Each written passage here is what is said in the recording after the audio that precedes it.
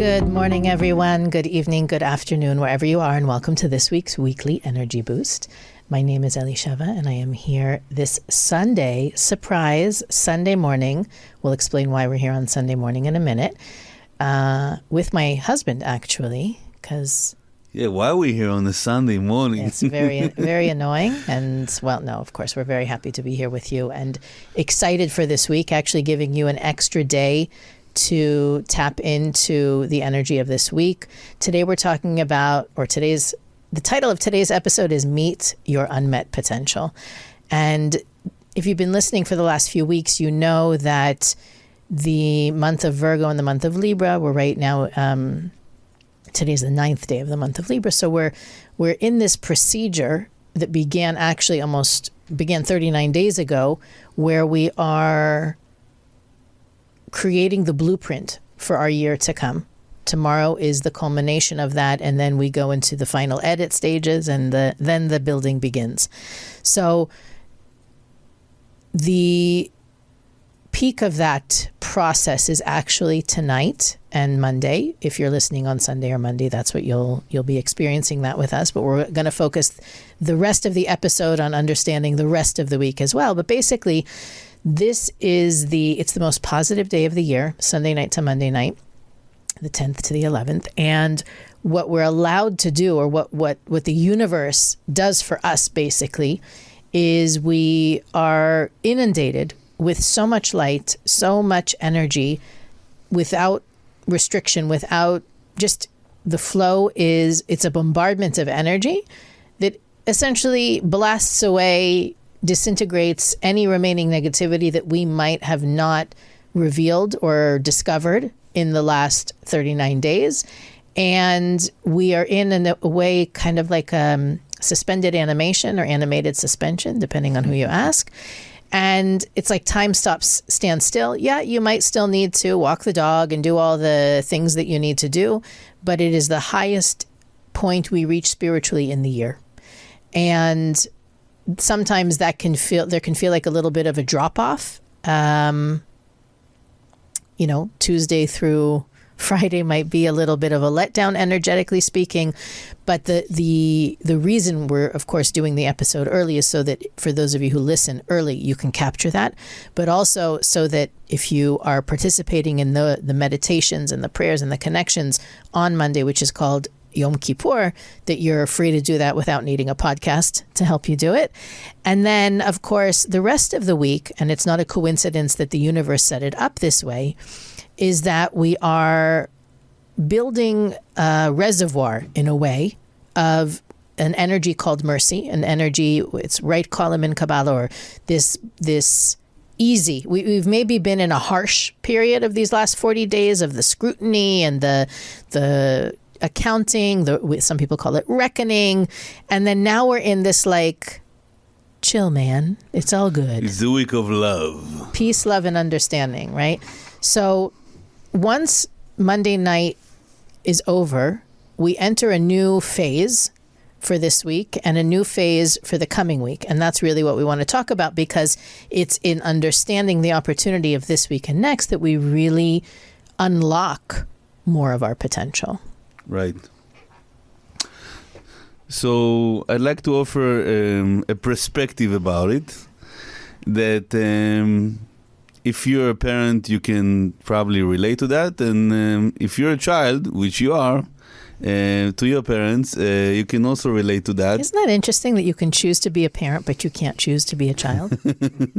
I never thought about that before. That's pretty profound. Very deep. So a parent wants his child or her child to be the best version of themselves, whatever that means. And this week, and it's actually starting from Monday night, starts a journey that will go also throughout, will also trickle down to the next week, that allows us to receive from, if we look at it like as a parent-child relationship, all the tools and all the downloads that we need, we're not even aware that we need them. Because we have no idea how this amazing year is going to look like. But it's like a parent that is preparing his child, I don't know how you want to see it, like to college or whatever that is, equipping us, equipping us with all the tools and all the downloads and all the consciousness that we're going to need for this coming year. So the way the Kabbalists like to share about it is that with every, there's the saying, right, that with every responsibility, with every great responsibility also comes the blessings, which is very true in the Kabbalistic perspective, that the moment I'm going to choose, the moment I'm choosing to take more responsibility, which is the ability to respond, to expand my vessel, whether it's by bringing a child to the world, taking a new position, taking an upgraded role in my family, in my job, in my personal development, the moment you take more responsibility, you're also going to receive the download that is equivalent, one of my favorite words, equivalent to the responsibility that you took. And this is why many people say that with every new child, you have more blessings, with every new job. I remember going back years ago, that Karen, our teacher, called me to her office and asked me if I will be willing, if I'm ready to take upon myself the next role. And I said, honestly, I'm not. I don't feel that I'm ready. And I really asked for a blessing from my teacher to have the consciousness, because I have no idea how am I going to do it. And funny enough, the moment you say yes, starts a new journey that, just like becoming now a parent or starting something new that you have no idea how to do, and just the download happens and the consciousness is awakened. So in a similar way, starting from Monday night, we actually said yes until Monday, that we are willing to take upon ourselves the next level of revelation of light that we meant to be revealing. And starting Monday night starts the download. Now the download happens in two phases. One download is called inner light, which is happening from Monday night until Friday night, actually until Saturday. And starting from Friday night is what is also known by the Kabbalists as the surrounding light. The inner light is a battery. Is the inner battery, is the energy within us, the energy of life for the coming year in every single aspect of our lives. Relationships, love, prosperity, abundance, spiritual growth, you name it. And from Friday night begins also, okay, we're not only equipping you with the, that's going to be my new favorite word, we're not only equipping you with the internal energy that you're going to need, with the insights, with the downloads, with the understandings, with manifesting in the best way. Now we're also going to connect you with your potential. And that's what's happening on Friday night. Okay. So I think most people who are on a spiritual journey are already consciously looking for their purpose, looking to live a life of meaning, a life where they feel they're contributing, or they're aware to whatever degree that their transformation is part of the journey on the planet. What I don't think most people realize, and I want to talk more about surrounding light in a minute, but when we talk about fulfilling your potential, it tends, at least for me, and again, I'm an American of a certain age, fulfilling my potential conjures up ideas or images of doing more or being more effective or being more. And I want to make sure that we at least give a minute and a half to the Kabbalistic understanding of potential. Not only do the Kabbalists say, yes, as you grow, you can do more, you can accomplish more, you can be more. Their focus is less on the doing and accomplishing and more on the experience of joy and fulfillment. And I want to make sure that that's really clear to everyone, that we're not talking here about productivity and you're going to contribute more to society and society is going to go further because of you.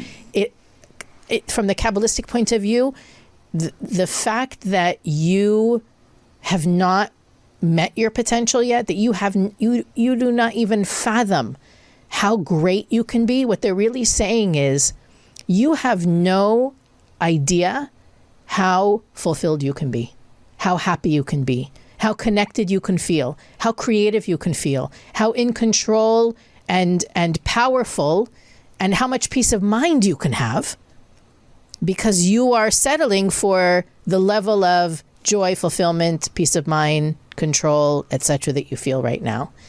And even though you may have grown tremendously, not only this year, last year, I'm sure if you look at who you were 5 years ago, you can't even believe where you're at now.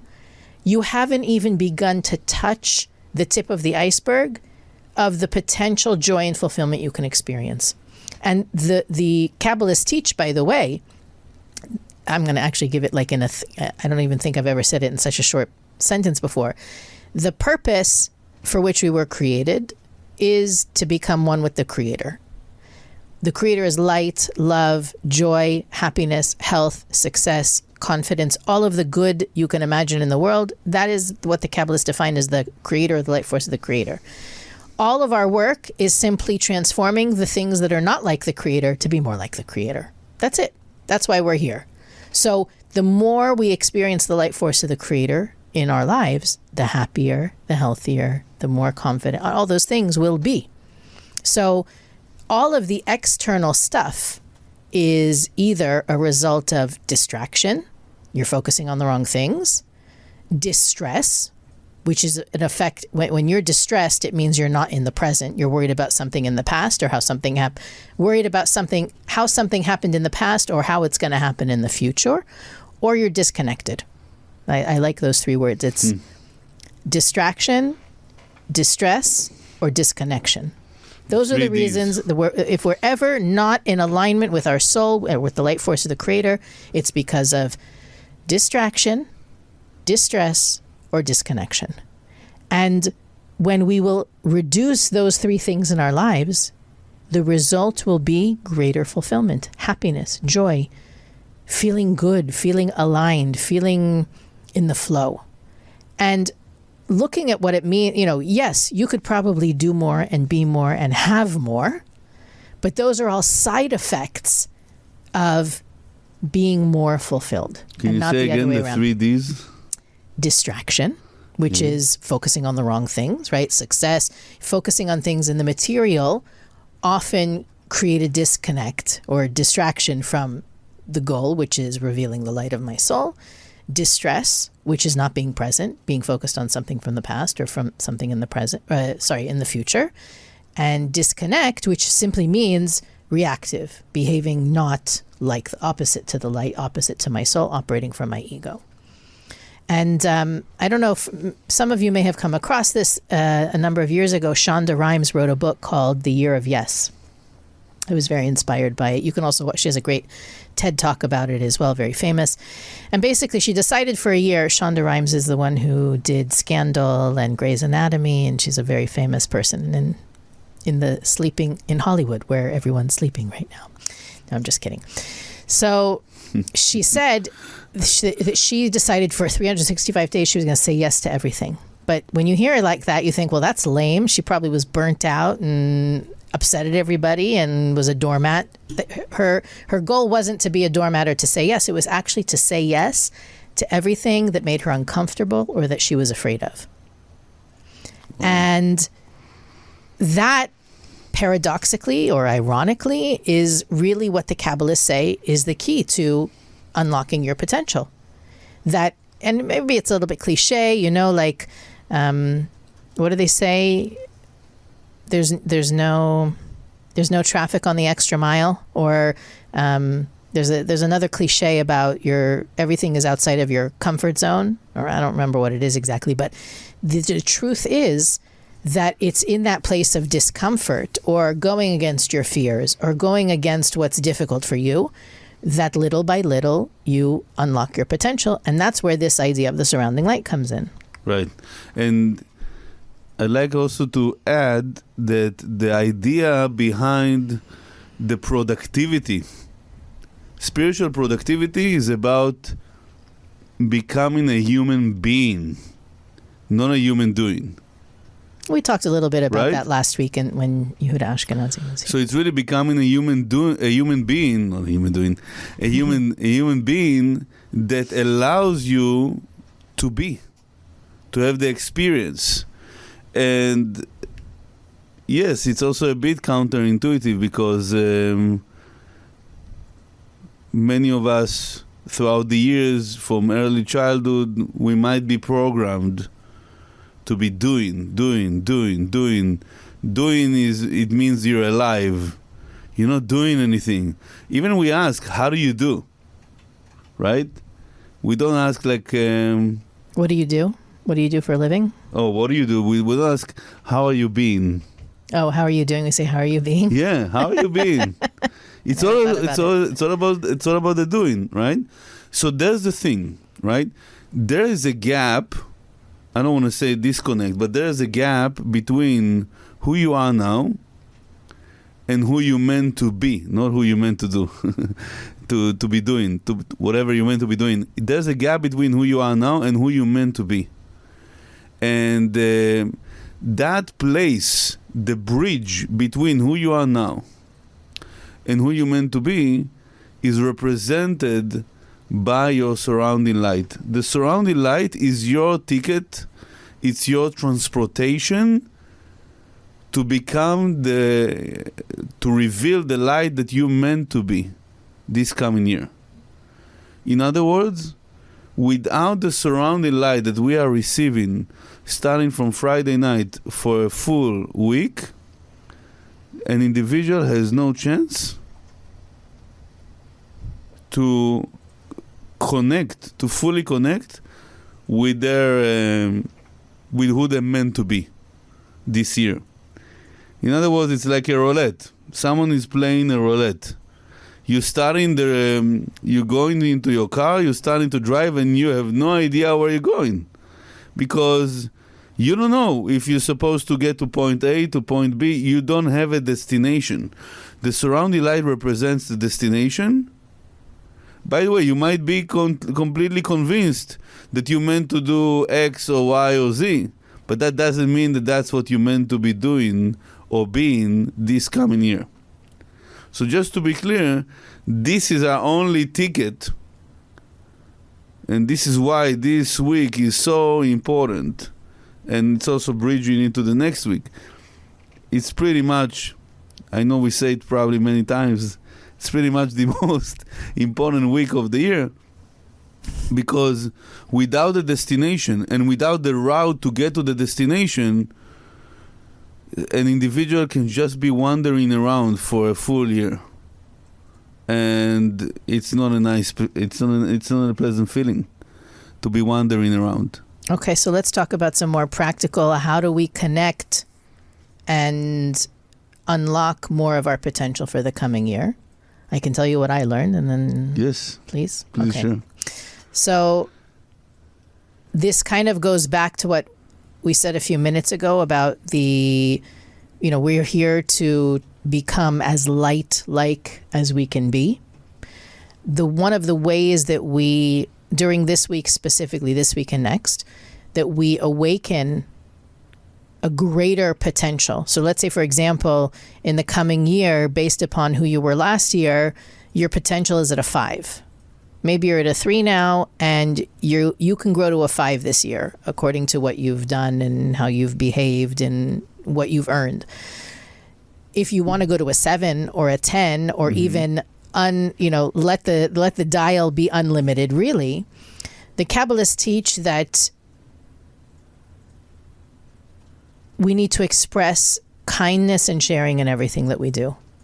Like literally let's say for the next 10 days or so, you want to be as kind and as sharing as you've ever been. Exactly. You want to be being. Right. Being it is sharing. not, sometimes people say, somebody just called me and asked me to drive them somewhere. Should I do it? A person outside of my Starbucks asked me for $5. Should I give it? It's not about that.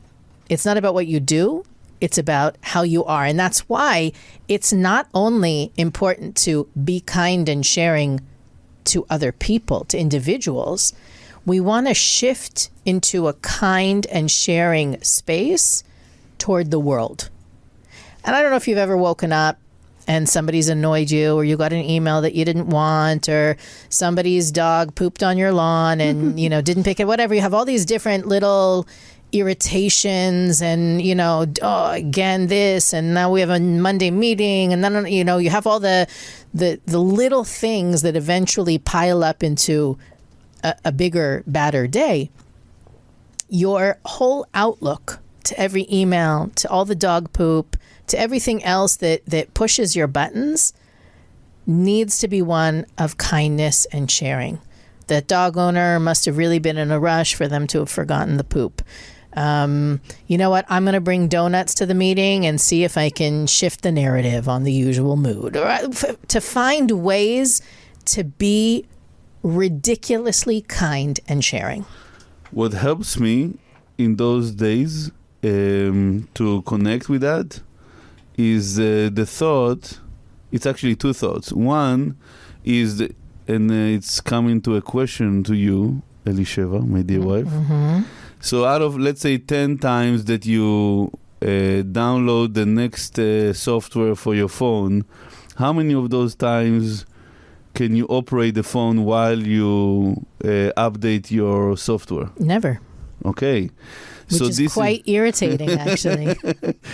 So when we talk about being during this time, it's doing things, being things a little bit differently than the regular times of the year.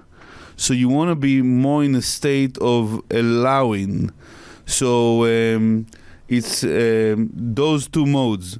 The second thought is related to the energy of sharing, which is connected to this. How do you allow the flow of energy of how do you allow the download to happen? That leads to the second thought. The second thought, which allows you to be, is the question that helps me, is if I have right now all the money that I need, all the money in the world that I need, all the time that I need, all the health that I need, all the love that I need, all the insights that I need, all the spiritual growth that I need. Okay, how do I operate? How am I being from that place? And that allows me, if I have all the time, all the money, all the energy, all the health, all the spiritual insights, I'm just a being of sharing because I don't need to worry about anything. So if you have this question, if I have everything that I ever need right now, how do I conduct my day? How am I being this day? Not how am I doing this day? So again, two parts. One part, it's essential to allow the download to fully take place. You cannot interrupt. Interrupting means that you're going now into worries, you're going into doubts, you're going into doing. This is actually those next coming 10 days, they're actually days that sometimes not doing, sometimes just being, sometimes canceling all your meetings. I know it sounds a little bit like, what are you talking about? Right? And just operating throughout the whole day with this mantra, I have everything that I need. Now, how am I conducting my day? How am I being this day? These two together allows you to maximize your download. And allows you have to set the course. You cannot just start driving with a navigation system. I'm not going to promote anyone in particular. You're not going to start navigating, driving before it shows you where to go. Right, left, how far you need to go. Don't just say, I'll start driving and I'm going to get there. It's like someone that gets something from, a certain place to put together, like a table or a very special instrument, and they say, you know what, I'm not going to look at the instructions. I'm just going to start playing with it, and let's see where it takes me. And, a few hours down the road, you could have saved so much precious time and energy if you just looked at the instructions before you would start to say, okay, let me, I'm gonna put it together. I'm good. I'm good in doing those things.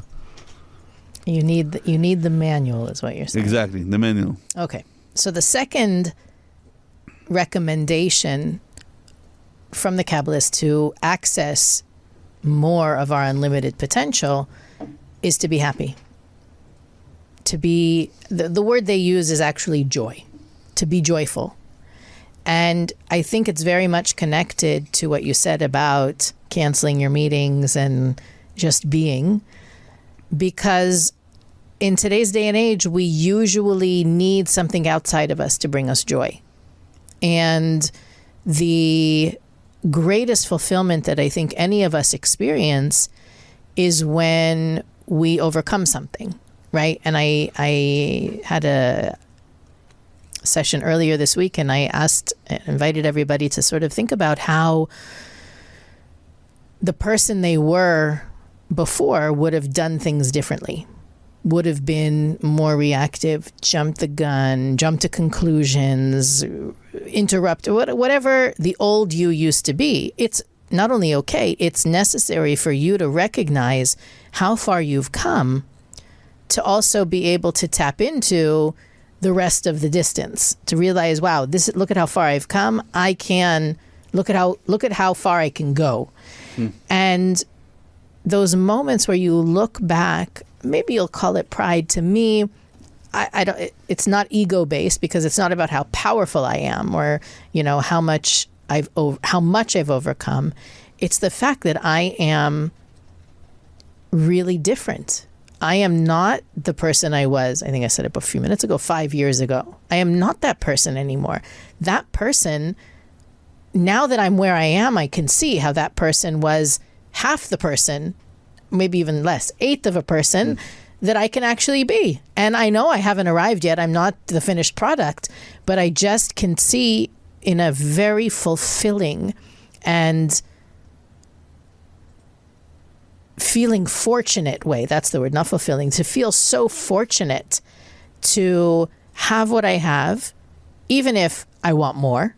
And that's kind of the dance that the Kabbalists talk about, that we're meant to not only have infinite desire, we're also meant to have infinite gratitude. And the two are actually what creates a greater vessel for even more potential goodness. But what's interesting for me is that when the Kabbalists talk about that idea of surrounding light, it's not only unmet potential, it's also unearned light. Like the universe is constantly trying to give me more than I deserve. And when you sit and you realize, I could never possibly earn all the blessings I have in my life. And even if you feel like you're missing some blessings, like there's room for more, the reality is we each have so much more than we could possibly ever work for, that how can you be anything but joyous? And this is really the time to connect with that space as much as possible. Like, look at it's a mentality. It's a joyous mentality. It's a kindness mentality. It's a sharing mentality that allows the expansion from 3 to infinity. And I'm going to share something that probably many people don't know. Joy is your second name. And it's my middle name. My parents it's your middle name. gave me the middle name of Joy, not second name. But I totally agree with what you shared, because really when we are joyful, when we are happy, and the universe is designed to mirror our consciousness, then the Creator is saying, oh, you're happy about this, you're happy, it comes also from a place of appreciation. Then the Creator is saying, well, you're happy about this, wait till I give you the rest that I'm planning to give to you. So when we choose joy, and by the way, this is not just talk. It's not easy to choose joy. Maybe it's something we want to pray for every day, to be happy with unconditionally, regardless of whatever it is that are happening, to be happy, happiness that does not depend on anything. It's something that we can ask for, we can meditate for, especially around this time. For example, it's not happy when someone has a medical challenge. It's not easy to be happy. Not easy. The more uncomfortable it is, the more the person is not feeling good. It's not easy to be happy. Because when someone is undergoing certain pain, it's in the background. It's continuously happening, or it's coming in waves. So it's not always easy. That's why I would say to come from a humble place of not taking it for granted, to really be able to ask and pray and meditate for that happiness. But the moment, and it starts with even awakening, maybe even fake it till you make it. Maybe put I think we discussed it in the past, maybe even create for yourself like a dance playlist and, do some dance moves. And it doesn't have to be in front of other people, but it can be even in front of the mirror, or just do something that is lightening you up. The joy can come right after as a result, because the Zohar, the main text of Kabbalah, teaches us that when you awaken something from below, it also awakens something from above. So when you create the joy, when you awaken even a spark, it's like igniting a battery in the middle of the road, right? That it's not responsive, and you ignite it. It's enough just for a spark for the car to fully start again. So we have an opportunity really to create, even to awaken a spark of joy. That spark will draw more and more of that energy to come to our lives. So yes, sometimes you need to fake it till you make it, or even watch something that is really funny, or do a laughing yoga, or just laugh. Even do a fake laugh, or just stretch your cheeks, fake smile, and it will release the endorphins that you're looking for. So whatever that is, whatever it is, your trick, if you're not naturally happy, most of the people are not. I think the Kabbalists even say, it's not easy to be connected to that energy of joy all the time. But if you find one thing that you are grateful for, that makes you happy, gratefulness awakens happiness. It helps to shift your vibration into a space. We talked about it a couple months ago. That when you look for something, you see it. If you go shopping for a car, then suddenly everybody's driving that kind of car. So that's why if you look for the blessings in your life, you will see more blessings. If you look for the beauty in the world, you will see more beauty in the world. If you look for the reasons to be joyful, you will have more reasons to be joyful. I love it. I thought you were going to say, I love you. I love you. I love you too. So that's it in a nutshell, and we'll be back next Monday to share more secrets about the energy of the week, of course, and how we can, because we're still in that procedure of activating all of the light that we do. I'm curious who's going to be here next week. I don't know if we know yet. Surprise, surprise, surprise. That's one of the great things about the Weekly Energy Boost. You never know who's going to be on with me. Weekly Energy Boost is available on all podcast platforms, YouTube, Facebook, and Instagram. You can visit our website, weeklyenergyboost.com, to learn about all the things we think are interesting and all the people who we think are interesting. You can also click the donate button and help make this podcast possible, as well as reviewing on wherever you're listening. You can pause now and give us a little review, rate us, and of course, most importantly, share this episode with someone who has a great potential and needs a little boost to do more. I hope you'll join me again. Not just our listeners, but my guests this morning. I'm looking forward to the next future times. Planning to take over the world. Have a fabulous week, and we'll see you next time on the Weekly Energy Boost.